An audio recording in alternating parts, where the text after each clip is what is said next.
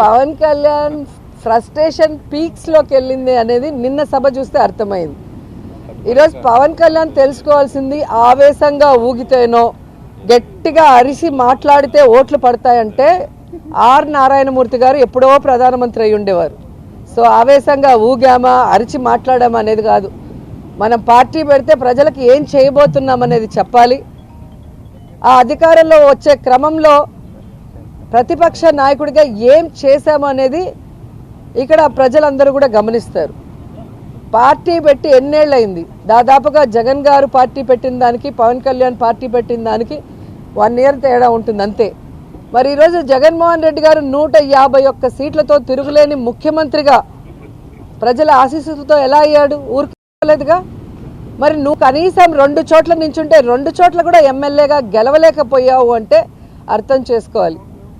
ఈరోజు సిగ్గుచేటు ఏంటంటే ఒక పార్టీ ప్రెసిడెంట్గా ఉండి 24 సీట్లకే పరిమితం అయిపోయి మళ్ళీ క్యాడర్ని తిడతాడు. మనకెక్కడుందయ్యా బూత్ కమిటీలు, మనకెక్కడుందయ్యా మండల కమిటీలు? ఎవరండి డిజైన్ చేయాలి? నిన్న జగనన్నని అతక్ పాతాళానికి తొక్కుతానంటున్నావు. నువ్వు చంద్రబాబు నాయుడు దగ్గర ఊడిగం చేస్తూ ఈరోజు అధః పాతాళానికి వెళ్ళావు అనేది నిన్న మీటింగ్తో స్పష్టంగా అర్థమైపోయింది.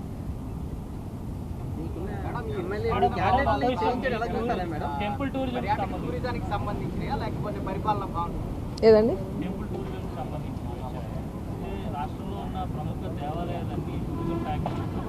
అవునండి, ఆల్రెడీ తిరుమలకి అదే కదా చెప్పాను. ఈరోజు ఆంధ్రప్రదేశ్లో టూరిజంలో 3rd place వచ్చాము అంటే తిరుమల తిరుపతి దేవస్థానానికి పర్యాటకులు అధికంగా రావటం, అన్ని ఫెసిలిటీస్ తిరుమలకు ఉండటం వల్ల. సో అదే క్రమాన్ని రాష్ట్రం అంతా కూడా ఉండే ముఖ్యమైన టెంపుల్స్ అన్నిటినీ కూడా ఆ విధంగానే పర్యాటకులు వచ్చే విధంగా ఈరోజు ఈ ప్యాకేజెస్ అనేది డిజైన్ చేయడం జరిగింది. అంతకుముందు ఆ సీజన్లో అంటే కార్తీక మాసం వచ్చినప్పుడు పంచారామాలు కానీ అలా ఏ మాసంలో ఆ మాసం సంబంధించిన టెంపుల్స్ని చేస్తూ వచ్చాం.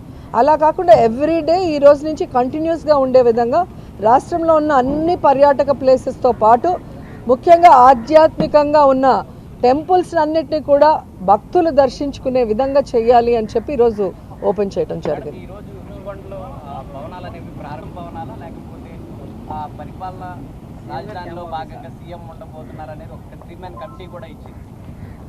ఈరోజు ఋషికొండలో ఆల్రెడీ హరిత రిసార్ట్స్ అని చాలా పాతవి ఉండేవి, వాటి ప్లేస్లో అత్యంత ఆధునీకరించి ఈరోజు వరల్డ్ క్లాస్ లెవెల్ అని చెప్పచ్చు.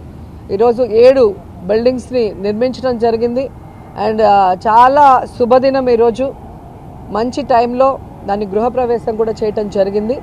యాక్చువల్గా టూరిజం కోసం అన్ని పర్మిషన్స్ తీసుకొని చాలా అద్భుతంగా 7 భవనాలని నిర్మించడం జరిగింది.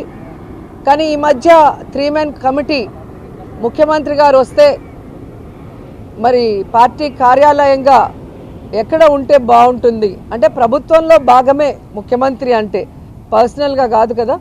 సో ముఖ్యమంత్రి గారు ఎక్కడుంటే బాగుంటుంది, ఎక్కడి నుంచి పరిపాలిస్తే బాగుంటుంది అన్న క్రమంలో 3-man కమిటీ వైజాగ్లో ఉన్న అన్ని ప్రదేశాలని కూడా సందర్శించారు. దాంట్లో ఇక్కడ ఉంటే బాగుంటుందని రిషికొండని ఫైనలైజ్ చేయడం జరిగింది. సో ఇప్పుడు జగన్మోహన్ రెడ్డి గారు డెసిషన్ తీసుకోవాలి, అక్కడి నుంచి పరిపాలించాలా లేదా వేరే ప్లేస్ నుంచి అని. జగన్మోహన్ రెడ్డి గారు అది డిసైడ్ చేస్తే ఇక్కడి నుంచి చేస్తే బాగుంటుంది అని రిషికొండ నుంచి మరి క్యాంప్ ఆఫీస్గా పరిపాలన స్టార్ట్ అవుతుంది, లేదంటే టూరిజం స్పాట్గానే అది కంటిన్యూ అవుతుంది, టూరిజం రిసార్ట్గానే కంటిన్యూ అవుతుంది.